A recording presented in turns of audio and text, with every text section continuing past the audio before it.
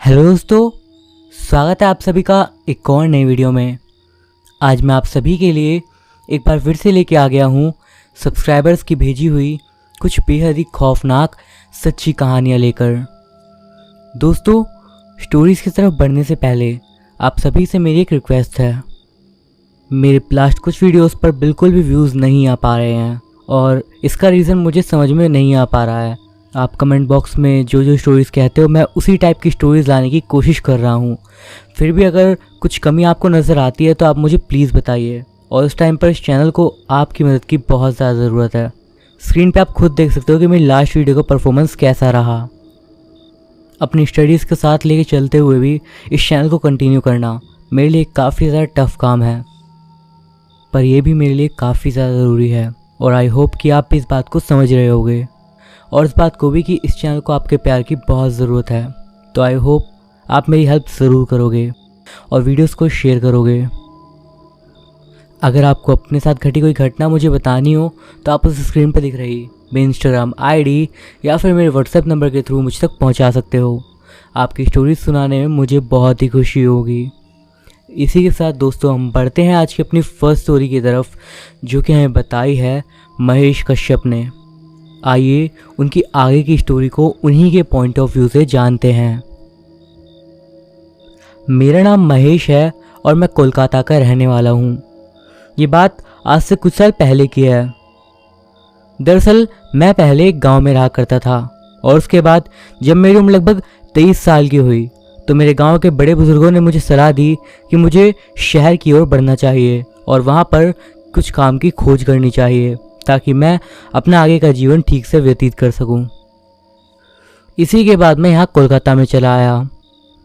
यहाँ पर आने के बाद मुझे मेरी पहली जॉब एक कंस्ट्रक्शन साइट पर एज ए असिस्टेंट मिली थी और जो कि मेरे लिए काफ़ी ज़्यादा अच्छी खासी जॉब थी। मैं अगले कुछ सालों तक लगातार यहाँ पर मेहनत करता रहा और तब तक मेरे पास इतना पैसा इकट्ठा हो गया था कि मैंने अपनी फैमिली शुरू कर दी और मैंने एक घर भी खरीद लिया, भले ही वो ज़्यादा बड़ा ना हो। मेरी लाइफ काफ़ी तेज़ी से आगे बढ़ रही थी और मैं काफ़ी जल्दी यूँ कहें कि सफल हो रहा था। और इस चीज़ को आज जब मैं सोचता हूँ तो मुझे पता लगता है कि इस चीज़ की शुरुआत मेरी फर्स्ट कंस्ट्रक्शन साइट के इंसिडेंट से ही हुई थी। दरअसल शुरू में जिस जगह पर मैं काम कर रहा था वहाँ से मुझे वापस घर आने में बहुत ज़्यादा दिक्कत होती थी क्योंकि मेरा घर दूर था और वो साइट भी एकदम सुनसान से एरिया में ही थी। कुछ टाइम बाद मेरे कलीग ने मुझे एक डॉर्मेटरी के बारे में बताया जो कि एक दूसरी कंस्ट्रक्शन साइट के पास में ही थी और वहाँ पर कई सारे वर्कर्स रुकते थे। अब मुझे ये चीज़ बहुत पसंद आई और मैं जल्द ही उस जगह पर शिफ्ट हो गया। अब वहाँ आने के बाद मेरे साथ एक अजीब सी चीज़ होती, मुझे रात के समय जल्दी से नींद नहीं आती थी। नई जगह का भय समझ लो या फिर कोई और बात, पर मुझे ये समझ में नहीं आ पा रहा था। एक और बात, उस जगह पर जो वॉशरूम था वो डॉम से अच्छी खासी दूरी पर था, यानी कि मुझे वहाँ से निकलकर लगभग 2-3 मिनट तक आगे जाना पड़ता तब मैं वहाँ पर वॉशरूम में पहुँचता। इससे बचने का एक सबसे सही तरीका ये था कि पीछे की साइड में जाकर पेड़ों के पीछे ही अपना काम निपटा लूँ। और क्योंकि उस जगह पर कंस्ट्रक्शन साइट वालों के अलावा और कोई नहीं रहता था तो कोई दिक्कत वाली बात भी नहीं थी। पीछे की साइड बस थोड़ा जंगल टाइप का एरिया था। मैं अपने बेड पर बैठकर लगातार उस चीज़ के बारे में सोच रहा था जो मेरे साथ घटी थी। दरअसल जब मैं सबसे पहली रात उस जगह पर पेड़ के पास टॉयलेट करने के लिए गया, मैं अपना काम कर ही रहा था कि एकदम से मुझे अपने कंधे पर किसी का हाथ महसूस हुआ। मैंने पीछे पलट कर देखा बट मुझे कोई भी नहीं दिखा। एक पल के लिए मुझे लगा कि शायद कोई मेरा साथी मेरे साथ मजाक कर रहा है, पर मैंने फिर अपने काम पे ध्यान देना जारी रखा। एक बार फिर से अचानक से मुझे अपने कंधे पर एक ठंडा सा हाथ महसूस हुआ और मैं इस बार एक झटके के साथ पीछे मुड़ गया देखने के लिए कि आखिर था कौन। पर हैरानी की बात थी कि इस बार भी मुझे वहाँ कोई भी नहीं दिखा, बल्कि इस बार जो चीज़ मुझे दिखी वो अजीब थी। मैंने देखा कि जैसे ही मैंने पीछे मुड़ा कुछ सफ़ेद सा धुआं मेरी आंखों के सामने एकदम से गायब हो गया, मानो वो धुआं ना चाहता हो कि मैं उसे देखूं। पर तभी मैंने देखा वो धुआं एकदम से ही मेरे से कुछ दूरी पर जाकर एक जगह पर स्थिर हो गया और उसके बाद उसी जगह पर एक आकृति मेरी आंखों के सामने उभर आई और ये एक इंसानी शरीर की आकृति लग रही थी। मेरी हालत तो एकदम से ख़राब हो गई। मैं बस वहाँ से निकलने की सोचने लगा। मैं सीधे कदमों से डॉर्म की ओर बढ़ने लगा। मैं कोशिश कर रहा था कि मैं बिल्कुल भी उस तरफ ना देखूं, बिल्कुल भी नहीं, क्योंकि मुझे बेहद डर लग रहा था। एक बार मैं जैसे ही अंदर आया, मैंने दरवाज़ा काफ़ी तेज़ी से बंद करा और उसके बाद मैं सीधा बेड पर जाकर लेट गया। बेड पर लेटने के बाद मैं अब लगातार उसी चीज़ के बारे में सोच रहा था जो कि मैंने देखी थी अभी अभी। पर कुल मिलाकर मेरा दिमाग उस साए से नहीं हट पा रहा था। अगली सुबह जब मैं वापस काम पर गया तो लंच के टाइम पर मैं खाना भी ठीक से नहीं खा पा रहा था। मेरे दिमाग में एक अजीब सी बात आ रही थी, अगर मैं ज़्यादा खाना खाऊंगा या पानी पीऊँगा तो मुझे रात में वॉशरूम के लिए जाना पड़ेगा और हो सकता है कि फिर से मेरे साथ कुछ ऐसा वैसा हो जाए। यही सोचकर उस पूरे दिन मैंने ठीक से खाना तक नहीं खाया। पर मेरे दिमाग में वो अजीब से साए वाली बात आ रही थी। मैं दोपहर की रोशनी में उस जगह पर गया जहाँ पर मैंने उस साए को देखा था। मैं उसी जगह को थोड़ा आगे जाकर देख रहा था और तब मैंने उस जगह पर एक कब्र देखी। उस कब्र को जब मैंने देखा तो उसे देखकर ऐसा लग रहा था कि मानो उसे ज़्यादा दिन ना हुए हो उस जगह पर गाड़े हुए। ये देखकर मुझे काफ़ी ज़्यादा अजीब सा लगा और मैं वापस आ गया। इसके बाद मैं इस बारे में बातचीत करने के लिए अपने मैनेजर के पास गया। मैनेजर भी उस जगह पर मेरे से तो कम पहले से ही काम कर रहा था और मैं उसके पास गया और उसने मेरे सवालों का अच्छे से जवाब दिया। इसके बाद मैंने उससे उस कब्र के बारे में भी पूछा। तब उसने मुझे बताया वो कब्र दरअसल उस टाइम मिली थी जब यहाँ पर कंस्ट्रक्शन चालू हुआ था और वो कब्र एकदम से ही वहाँ निकल आई थी। पर लोगों ने जब देखा कि उस कब्र को हमने छेड़ दिया है तो उन्होंने एक बाबा को बुलाया और उसके बाद उस कब्र को एक दूसरी जगह पर शिफ्ट करवा दिया। इसके बाद उन्होंने कुछ पाठ वगैरह किया और उसके बाद सब कुछ ठीक हो गया। पर उसके कुछ दिन बाद एक अजीब सी चीज़ चालू हो गई। इस बात पर मैंने मैनेजर से पूछा कि क्या कोई ऐसी जगह नहीं है जहाँ पर मैं उनको तंग करे बिना वॉशरूम कर सकूँ रात में। उन्होंने कहा प्रॉब्लम क्या है, तुम रात में वॉशरूम जा सकते हो, ज़्यादा दूर नहीं है वो। बस मेरे पास अभी यही ऑप्शन था, रात के समय उस दूर वाले वॉशरूम में जाना जिसमें मेरी और ज़्यादा फट रही थी। पर मैनेजर ने इससे ज़्यादा और कुछ भी नहीं बोला। इसके बाद मैनेजर ने कभी भी उस कब्र का जिक्र ही नहीं करा। कुछ दिन वहीं पर और बीत गए।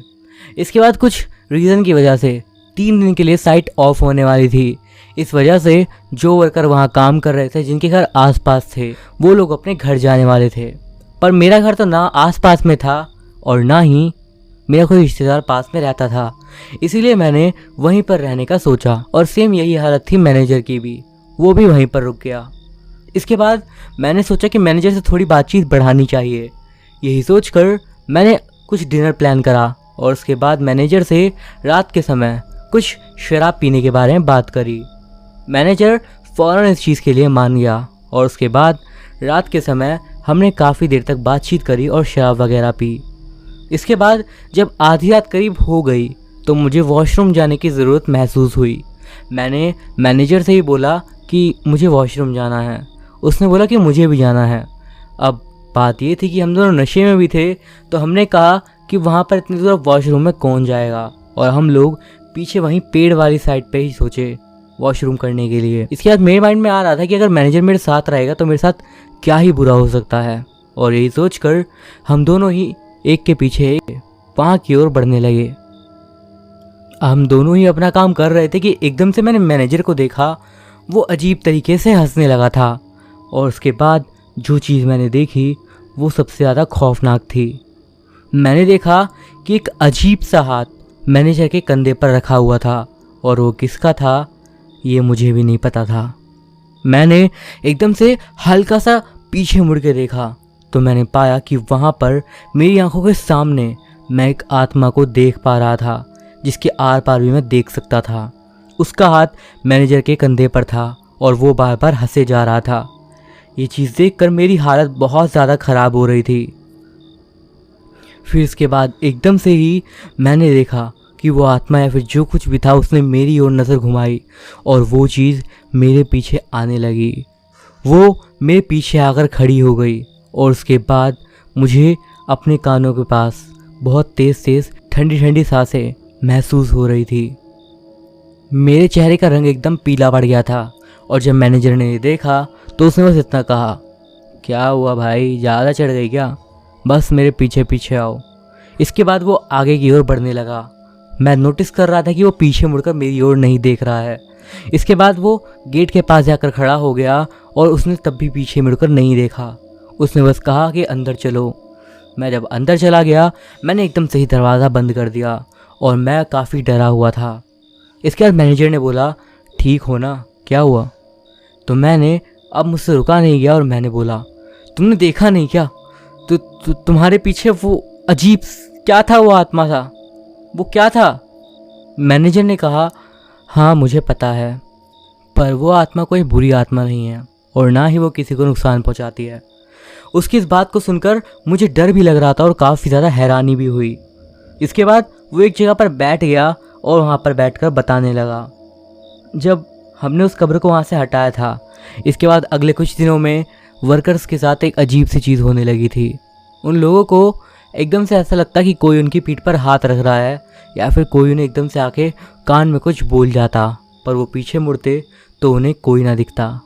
ये इंसिडेंट काफ़ी ज़्यादा बढ़ने लगा और उसके बाद जब वर्कर्स ने कंस्ट्रक्टर को इस बारे में बताया तो उसने सबको काम से निकालने की धमकी देकर चुप करवा दिया, पर यह चीज़ बंद नहीं हुई। इसके बाद ये सब चीज़ें मेरी आंखों के सामने ही हो रही थी। उस टाइम पर फिर किसी ने ऐसा कहा कि हो सकता है जो लोग यहाँ पर मरे हुए हैं वो इतने ज़्यादा अकेले हैं कि वो हमसे ही आकर खेल लेते हैं। जब मैंने बात सुनी, पता नहीं क्यों मुझे काफ़ी ज़्यादा अजीब सा लगा, पर एक राहत सी भी मिली। और उस दिन के बाद से मैंने इस चीज़ को देखा कि वो आत्माएं कभी भी किसी को नुकसान नहीं पहुंचाती थी। बस यही सब चीज़ें होती और उसके बाद सब कुछ शांत हो जाता। इसके बाद मैंने उन आत्माओं के सामने अपने आप को काबू में रखना सीख लिया था। मैंने भी यही करा और सब कुछ ठीक चल रहा था। पर कंस्ट्रक्टर को कुछ टाइम बाद उस कब्र के बारे में पता लग गया और जब उसने उस कब्र को देखा तो उसने ये चीज़ नोटिस करी कि उसका जो कफन था वो एक काफ़ी ज़्यादा महंगी सी लकड़ी से बना हुआ था। और पता नहीं किस बात का लालच उसके मन में आया, उसने उस कब्र को निकलवा दिया और उसे सीधा ऐसे ही दफना दिया और उस लकड़ी को बाद में बेच दिया। लेकिन फिर इसके बाद उसकी मौत की उल्टी गिनती चालू हो गई। वो काफ़ी ज़्यादा बीमार रहने लगा, उसका कर्जा बढ़ने लगा और ऐसा तब तक चलता रहा जब तक वो मर नहीं गया। और यही नहीं, सब लोग बताते हैं कि उसे अपने पीछे हर वक्त एक आत्मा दिखाई देती थी, जिस बात को सोच के ही काफ़ी डर लगता है। धीरे धीरे जब समय बीत गया तब मुझे भी ये चीज़ महसूस हुई कि आत्माएं कभी भी किसी को परेशान नहीं करती हैं। उनके पास कोई कारण ही नहीं है, लेकिन सिर्फ तब तक जब तक आप उन्हें परेशान ना करो। इसी के साथ दोस्तों अब हम बढ़ते हैं आज की अपनी अगली स्टोरी की तरफ, जो कि हमें हमारे एक सब्सक्राइबर ने बताई है जो कि नेपाल में रहते हैं। इनका नाम सुनील है और आइए अब आगे की घटना को उन्हीं के शब्दों में जानते हैं। मेरा नाम सुनील है और ये जो घटना मैं आपको बताने जा रहा हूँ ये 90s के मिड की है। दरअसल उस टाइम पर काठमांडू जैसा आज है, इससे पहले से काफ़ी ज़्यादा साफ शहर था और उस टाइम पर वहाँ बसावट भी उतनी ज़्यादा नहीं थी जितनी आज है। बिल्कुल ऐसा शहर था उस टाइम पर जिसे हम सपनों का शहर मान सकते हैं। मेरी फैमिली का एक घर था जो कि रोड के बिल्कुल साइड में था। अब वो रोड उतना तो चौड़ा नहीं था, बट इतना था कि लोग और छोटी मोटी गाड़ियाँ वहाँ से निकल जाते थे। बात अलग थी कि उस टाइम पर ज़्यादा गाड़ियाँ वहाँ पे चलती नहीं थी, पर रात के समय अगर एकदम शांति हो तो आपको वहाँ से निकलने वाले लोगों की बातचीत वगैरह सुनाई अच्छे से आ जाएगी। बट एक बात और थी, रात के समय क्योंकि उस टाइम पर लाइटिंग ज़्यादा नहीं हुई थी तो ज़्यादातर सड़कों पर बिल्कुल अंधेरा हो जाता था, क्योंकि शाम होते ही बिजली कट जाती थी। दूसरी तरफ रोड की तरफ से आने वाली आवाज़ें, हम सभी फैमिली मेम्बर्स ने एक दूसरे को ये चीज़ समझा दी थी कि हमें उन आवाज़ों को इग्नोर करना सीखना ही होगा। अब हमारे घर में एक रूल और था कि शाम के समय बिजली कटने से पहले ही अपने सारे ज़रूरी काम निपटा लो। मुझे याद है उस टाइम पर मैं अपना स्कूल का होमवर्क कर रहा था। मेरी बाकी की 3 बहनें उस टाइम पर क्या कर रही थी मुझे याद नहीं, क्योंकि उनकी अपनी उस टाइम पर लाइफ चल रही थी। मेरी मम्मी मेरे पास ही पहले बैठी हुई थी, जो कि एक फ्लैश लाइट को चेक कर रही थी, जो कि कुछ देर से काम करना बंद कर दी थी। इसी वजह से उन्होंने एक मोमबत्ती का पैकेट खोल दिया और जैसे ही उन्होंने ऐसा करा, ये लीजिए, लाइट एकदम से चली गई। जैसे ही लाइट गई, मेरी मम्मी मेरे पास आई और उन्होंने मेरे पास एक मोमबत्ती जलाकर रख दी। इसके बाद वो कुछ और मोमबत्तियाँ लेकर दूसरे कमरों में जाकर उन्हें जलाने लगी ताकि अंधेरा ना रहे। बट जब लाइट चली गई उस टाइम पर मुझे एकदम से रियलाइज़ हुआ कि मैं काफ़ी देर से अपना टॉयलेट रोक कर वहाँ पर बैठा हुआ था और अब मुझसे कंट्रोल नहीं हो पा रहा था। लेकिन परेशानी की बात ये थी कि जो हमारा घर का टॉयलेट था वो घर से बाहर की साइड था, मतलब इतनी दूर तो था ही कि आपको 50 कदम चलना ही पड़ जाएगा। और मेरे लिए सबसे डरावनी बात ये थी कि बाहर बिल्कुल घुप अंधेरा था और मेरा वहाँ पर जाने का बिल्कुल भी मन नहीं था क्योंकि मुझे डर लगता था। मैंने अपनी मम्मी के पास जाकर धीरे से उनसे इतना पूछा, मम्मा क्या मैं पीछे गार्डन में टॉयलेट कर सकता हूँ? तो इस पर उन्होंने मुझे डांटा और कहा, नहीं, तुम्हें टॉयलेट में जाकर ही टॉयलेट करना चाहिए। इसके बाद उन्होंने कहा, तुम एक काम करो, एक मोमबत्ती ले जाओ, इससे तुम्हें डर नहीं लगेगा। मम्मी ने तो ये कह दिया पर मेरे लिए उतना आसान नहीं था। अब जो हमारा किचन था वो उसी 50-60 कदम वाले रास्ते के सामने ही था, यानी कि वो रास्ता हमारे किचन से साफ दिखता था। यही सोचकर मैं किचन की ओर गया और वहाँ पर खिड़की से बाहर की ओर देखने लगा और वो रास्ता बिल्कुल वैसा ही था जैसा कि मैंने सोचा था। एकदम सुनसान, बिल्कुल अंधेरा, कुछ दिख ही नहीं पा रहा था कि उस अंधेरे के भीतर कितने दूर जाने के बाद मैं अपनी मंजिल पर पहुँच पाऊँगा। अभी तो मैं बस गेट खोलकर वहाँ पर खड़ा हुआ ही था कि तभी मेरी नज़र गई उस जगह की ओर जहाँ पर वॉशरूम था। दरअसल वहाँ से मुझे एकदम से कुछ लाइट जैसी चीज़ अपनी ओर आती हुई दिखाई दे रही थी। अब सबसे ज़्यादा हैरानी की बात यह थी कि उस टाइम पर हमारे घर की इकलौती लाइट ख़राब हो गई थी और उस टाइम पर और किसी के वहाँ आने का मतलब बनता नहीं था और ये चीज़ मेरे को काफ़ी ज़्यादा अजीब लगी। और जब वो लाइट थोड़ी और करीब आई तो ये चीज़ देखकर मैं हैरान रह गया कि वो रोशनी मानो किसी चीज़ के या फिर किसी इंसान के पूरे शरीर से निकल रही थी और ये देखने में सही में बेहद ज़्यादा भयानक था मेरे लिए। मेरा दिल एकदम से तेज़ी से धड़कने लगा और मुझे समझ नहीं आ पा रहा था कि मैं क्या करूं। डर के मारे मैंने एकदम से अपनी आंखें बंद कर ली और जब मैंने अपनी आंखें फिर से खोली तो देखा कि वो लाइट जैसी चीज़ अब सामने नहीं थी। इस बार एकदम से मेरी नज़र रोड की साइड गई और तब मैंने देखा कि वो जो भी चीज़ थी उसके अंदर से रोशनी और तेज़ से आने लगी और मानो वो मेरा नाम ले रही थी क्योंकि मुझे मेरे नाम की हल्की हल्की आवाज़ अपने कान में सुनाई दे रही थी। अब ये चीज़ मेरे लिए बहुत ज़्यादा डरावनी थी। पता नहीं क्यों मेरे साथ एक अजीब सी चीज़ होने लगी और मुझे ऐसा लगने लगा कि मैं उस चीज़ की ओर खींचा जा रहा हूँ, मानो वो कोई ब्लैक होल जैसी चीज़ थी जो कि मुझे अपनी ओर खींच रही थी और मुझे बस लग रहा था कि वो मुझे अपने अंदर ही समा लेगी। लेकिन तभी एकदम से ही मेरी मम्मी की काफ़ी तेज़ चिल्लाने की आवाज़ मेरे कानों में आती है। वो एकदम ज़ोर से बोली, अंदर आओ।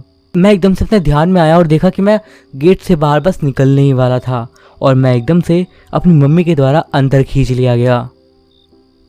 इसके बाद मम्मी ने मुझसे एकदम शांति से कहा, गार्डन के पीछे जाकर टॉयलेट कर लो। मैं मम्मी से बस हकलाते हुए इतना बोल पाया, मम्मी वो। इससे पहले मैं कुछ बोलता, मम्मी ने बस इतना कहा, वो मैंने भी देखा। इसके बाद मैं एकदम चुप हो गया। आपको क्या लगता है वो क्या था? इस बारे में मुझे ज़रूर बताइएगा। दोस्तों, इसी के साथ अब हम बढ़ते हैं आज की अपनी अगली कहानी की ओर। ये घटना बिल्कुल सच्ची है और एक गांव में घटी थी। आइए अब जिन्होंने इस घटना को शेयर किया है उनके शब्दों में इस घटना को जानते हैं। इस घटना के बारे में मैंने एक आदमी से सुना था जो कि मेरे गांव का ही रहता था। दरअसल उसने कई साल पहले कंस्ट्रक्शन साइट पे काम करा था। दरअसल वो बंदा उस साइट पर एक ऐसे सिक्योरिटी गार्ड काम करता था।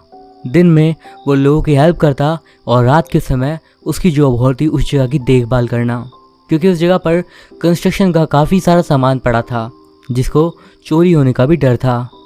दरअसल वहाँ पे एक ब्रिज का कंस्ट्रक्शन चल रहा था जो कि एक बड़ी सी नदी के ऊपर बन रहा था। उसके पास में ही वो आदमी अपना टेंट लगाकर रहा करता था।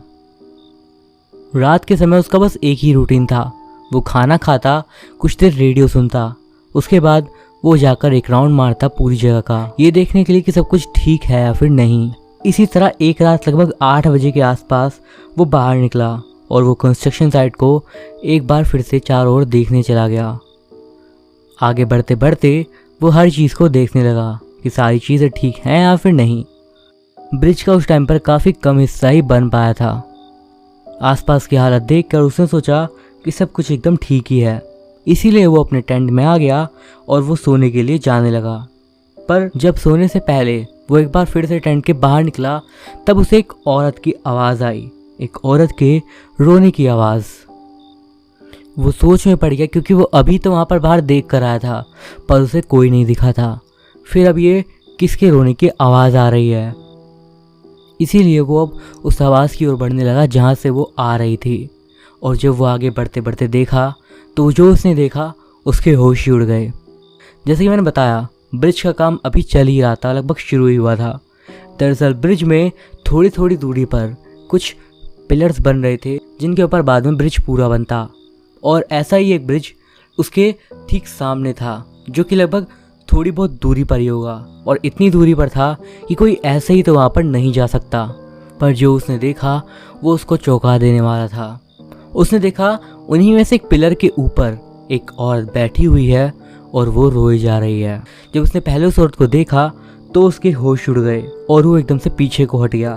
पर फिर उसने खुद को शांत करा और उसने सोचा कि उसे देखना पड़ेगा कि आखिर क्या बात है।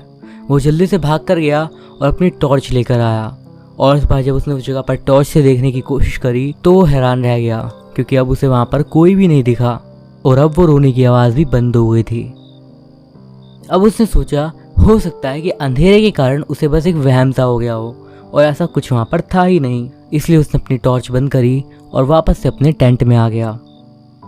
इसके बाद अगले दिन जब सभी लोग एक साथ बैठकर लंच कर रहे थे, तब उसने अपने साथ काम करने वाले सब लोगों को कल रात की बात बताई। उसने सारी बात धीरे धीरे बता दी और सभी लोग उसकी बातों को बेहद ध्यान से सुन रहे थे।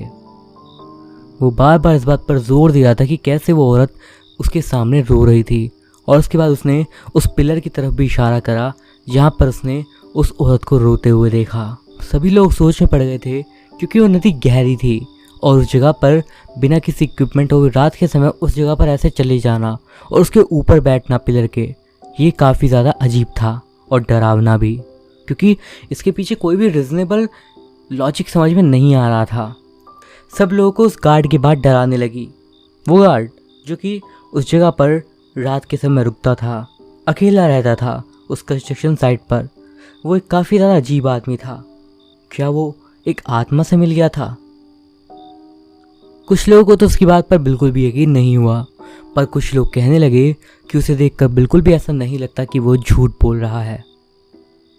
और इसी सब के बीच एक आदमी ने एक घटना के बारे में बताया जो कि कुछ ही दिन पहले हुई थी। उसने बताया कुछ दिन पहले इस जगह से एक बोट निकल रही थी और किसी कारणवश उस बोट का एक्सीडेंट हो गया, और उस एक्सीडेंट में 2 लोगों की लाशें मिली और वो दोनों आदमी थे। लेकिन बात ये थी कि उनके साथ एक औरत भी ट्रैवल कर रही थी, पर उसकी लाश कभी मिल ही नहीं पाई। काफ़ी तलाश पे भी जब वो नहीं मिली तो पुलिस ने भी तलाशी लेना बंद कर दिया। किसी ने ऐसे ही बीच में बोल दिया, कहीं उसने उसी औरत की आत्मा को तो नहीं देख लिया। लेकिन हैरानी की बात तो ये भी थी कि जिस तरीके से वो आदमी बता रहा था, उस औरत के कपड़े वगैरह भी कुछ कुछ वैसे ही मिलते थे। पूरा दिन बाकी का इन्हीं सब बातों में बीत गया। शाम के समय एक बार फिर से वो पूरी कंस्ट्रक्शन साइट को चेक करने लगा, ये देखने के लिए कि कहीं कुछ अजीब तो नहीं, या फिर से कहीं किसी के रोने की आवाज़ तो नहीं आ रही। पर उसे अब कोई भी आवाज़ नहीं आई तो वो अपने टेंट में वापस आ गया और सो गया। लेकिन कुछ घंटे बाद, आधी रात के बाद, एकदम से ही उसकी आंख खुली, और उसकी आंख खुलने का कारण था वही रोने की आवाज़। इस बार ये आवाज़ काफ़ी ज़्यादा साफ आ रही थी पिछली रात से, और ऐसा लग रहा था कि कोई लड़की सुबक सुबक कर काफ़ी तेज़ रोए जा रही हो। वो फ़ौरन उठा और उसने अपनी फ्लैशलाइट उठाई और उसके बाद वो सीधा बाहर की ओर निकल गया। वो जानना चाहता था कि आखिर ऐसा क्या था जिस वजह से उसे ये आवाज़ सुनाई दे रही थी। उस आवाज़ का पीछा करते करते एक बार फिर से वो ब्रिज के पास पहुंच गया, और एक बार फिर से उसने वही खौफनाक नज़ारा देखा। एक बार फिर से उसे सामने वाले नदी के बीचों बीच एक पिलर के ऊपर एक लड़की दिखाई दी। वो देखने में बहुत ज़्यादा परेशान और उदास लग रही थी, और वो लगातार रोए जा रही थी। उसने फिर भी काफ़ी ज़्यादा हिम्मत करी और उस पर चिल्लाया, तुम यहाँ क्या कर रही हो? कौन हो तुम? पर उस लड़की ने कोई भी जवाब नहीं दिया। और जब उसने चिल्लाया, इसके जवाब में वो लड़की उसकी आंखों के सामने ही उस ब्रिज से नीचे कूद गई। पर यह चीज़ काफ़ी अजीब थी। इस अजीब चीज़ ने उसको बहुत डरा दिया। वो उसे बचाना चाहता था, पर वो उससे काफ़ी दूर था और उसे तैरना भी नहीं आता था। इस वजह से वो कुछ नहीं कर सकता था। पर वो नीचे उस फ्लैशलाइट की मदद से देखने की कोशिश कर रहा था कि वो कहाँ गई। पर हैरानी की बात तो ये थी कि वो लड़की ऊपर से कूदी तो ज़रूर, पर उसकी पानी में गिरने की कोई आवाज़ नहीं आई। वो लड़की तो ऊपर से कूदने के बाद बीच हवा में ही कहीं गायब हो गई और ये चीज़ उसको डराने के लिए काफ़ी थी। उस गार्ड ने नीचे की साइड लाइट मारकर बहुत देखने की कोशिश करी कि उसे वो लड़की कैसे करके दिख जाए, पर कोई फ़ायदा नहीं था। उसे वो लड़की नहीं दिखी। अब इस बात पर उसे यकीन हो गया कि जिसको वो देख रहा था वो ज़रूर से एक आत्मा है। अगली सुबह होने के बाद उसका कॉन्ट्रैक्टर उससे मिलने के लिए आया। उसने उससे ही बताया कि उसने रात में एक आत्मा देखी है, पर उसका कॉन्ट्रैक्टर उसकी इस बात से बिल्कुल भी खुश नहीं था। उसने सोचा, उसे लग रहा था कि वो उस जगह पर अंधविश्वास फैला रहा है और गलत बातें, गलत अफवाहें इस जगह के बारे में फैला रहा है, और इस बात से वो बिल्कुल भी खुश नहीं था। उसने उसे धमकी दी कि अगर उसने फिर से ऐसा करा तो वो उसको काम से निकाल देगा, और उसके बाद वो गुस्से से वहाँ पर चला गया। उसने अपने कंस्ट्रक्टर की बात पर ज़्यादा ध्यान नहीं दिया और अब वो सोचने लगा कि आज रात वो क्या करेगा। उसे ये चीज़ काफ़ी अजीब लग रही थी। उसने ये बातें कुछ गांव के बुज़ुर्गों को बताई तो उन्होंने उसे कुछ उपाय करने के लिए कहा। उन्होंने उसे कुछ सामान दिया और कहा कि रात के समय इसे जला देना। अगर हम मरे हुए लोगों को देखते हैं तो ये कोई अच्छी बात नहीं है, और अगर तुम इसे जलाओगे तो तुम्हें इन सब चीज़ों से राहत मिल जाएगी। रात के समय उसने ऐसा ही करा और उसने वो चीज़ें जलाई, और उसके बाद शायद इस चीज़ ने काम भी करा, क्योंकि उसे उस रात ना तो कोई आवाज़ आई और ना ही वो लड़की उसे फिर से दिखाई दी। 3 दिन लगातार बीत गए और अभी ये घटना बंद हो गई थी। पर चौथे दिन एक अजीब सी चीज़ हुई। जिस पिलर का काम इतने दिन से चल रहा था, एकदम से कारीगरों ने देखा कि उस पिलर का कंक्रीट बार बार नीचे पिघल जा रहा था। पता नहीं कैसे हो रहा था। उस टाइम पर इतनी ज़्यादा आर्टिफिशियल टेक्नोलॉजी नहीं थी और सारा काम लोगों को हाथ से ही करना पड़ता था। मजदूर 2-2, 3-3 दिन लगाकर एक एक पिलर बना रहे थे और उनमें से एक ही पिलर हर रोज़ पिघल जा रहा था, और ये चीज़ काफ़ी ज़्यादा अजीब थी। अब जब ये चीज़ 2-3 बार के बाद भी सॉल्व नहीं हुई तो ये बात गई कॉन्ट्रैक्टर के पास, पर वो कॉन्ट्रैक्टर तो उल्टा उसी के ऊपर शक करने लगा कि उन्होंने ज़रूर सामान में कुछ कमी करी है जिस कारण ऐसा हो रहा है। पर उसने कसम खाई कि उसने कोई भी गलती नहीं करी है और सारा सामान बिल्कुल वही है जो कि बाकी के पिलर्स में यूज़ हो रहा है, फिर भी ये चीज़ लगातार हो रही है। इस बार कंस्ट्रक्टर को भी उसकी बात पर यकीन हो गया और अब उसके दिमाग में भी कुछ चीज़ें चलने लगी। क्या सच में उस जगह पर कुछ परेशानी थी? उसके दिमाग में वही चीज़ आने लगी जो कि कुछ दिन पहले उस गार्ड ने उन्हें बताई थी। इसके बाद कंस्ट्रक्टर ने एक दिन के लिए काम बंद करवा दिया और उसी शाम को वो एक शमन को अपने साथ उस जगह पर लेकर आ गया। वो शमन जब उस जगह के पास आए और उन्होंने उस जगह को देखा तो इसके बाद उन्हें काफ़ी ज़्यादा अजीब सी फीलिंग आने लगी। उन्होंने एकदम से पूछा, क्या इस जगह पर किसी को मारा गया है? क्या किसी की लाश को इस पिलर के अंदर गाड़ा गया है? इस पर कंस्ट्रक्टर काफ़ी गुस्सा होते हुए बोला, मैं ऐसा घटिया काम कभी नहीं करूँगा, ना ही होने दूंगा। ऐसा कुछ भी बिल्कुल भी नहीं है। शमन ने भी उसकी ओर देखा और उन्हें महसूस हुआ कि वो अब झूठ नहीं बोल रहा था। इसके बाद शमन ने कहा, फिर तो परेशानी ज़रूर पानी के अंदर जाकर ही पता लगेगी। जब उन्होंने ऐसा कहा तो उस कंस्ट्रक्टर ने एक डाइवर को बुलाया जो कि पानी के अंदर जाकर देख सकता था। शाम होते होते उस जगह पर काफ़ी भीड़ लग गई और उसके बाद वो डाइवर पानी के अंदर चला गया। वो लगभग 6 मीटर तक नीचे गया और आसपास वो उस पिलर के देख रहा था, पर उसे पत्थर वगैरह के अलावा और कुछ भी नहीं दिख पा रहा था। फिर उसके बाद उसने उस पिलर की दूसरी साइड पर कुछ अजीब सा देखा और जब वो उस साइड गया तो वो डर के मारे सहम गया। उसने देखा कि उस कंक्रीट के पिलर से एक लोहे की रॉड निकल रही थी जो कि एक औरत की लाश के पेट से आर पार हो रखी थी, जिस कारण वो लाश उससे फंसी हुई थी। वो डाइवर फ़ौरन पानी से बाहर निकला और उसने ये बात सबको बताई। इसके बाद वहाँ पर एक और डाइवर को बुलाया गया और उन्हें कुछ और एक्स्ट्रा पैसे देकर उस लाश को वहाँ से बाहर निकालने के लिए कहा गया।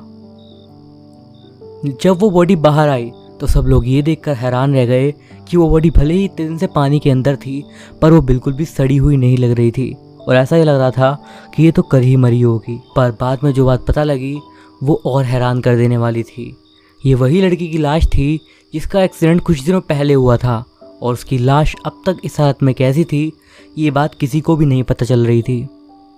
पर एक बार जब उस जगह से लाश को निकाल लिया गया तब उस शमन ने उस जगह पर कुछ पूजा पाठ करवाया और उसके बाद जब उस पिलर को फिर से बनाया गया तो वो बिल्कुल ठीक से बना और उसके बाद तो पूरा ब्रिज ही बन गया और वो ब्रिज आज भी एकदम मजबूती से अपनी जगह पर डटा हुआ है। मैं उस जगह को देखने गया था पर अब उस जगह पर मुझे कुछ भी अजीब नहीं दिखा। तो दोस्तों ये थी हमारी आज की कहानियाँ। आई होप वीडियो तो आपको पसंद आया होगा। अगर नहीं भी आया होगा तो प्लीज़ मुझे ज़रूर बताइएगा और वीडियो को प्लीज़ शेयर करिएगा। इस वीडियो पे मैं एम कर रहा हूँ 250 लाइक्स के लिए। होप इतना कम एम तो आप पूरा कर ही सकते हो मेरे लिए। मैं अभिषेक मिलूँगा आपसे अगली वीडियो में कुछ और स्टोरीज़ के साथ। तब तक के लिए बाय।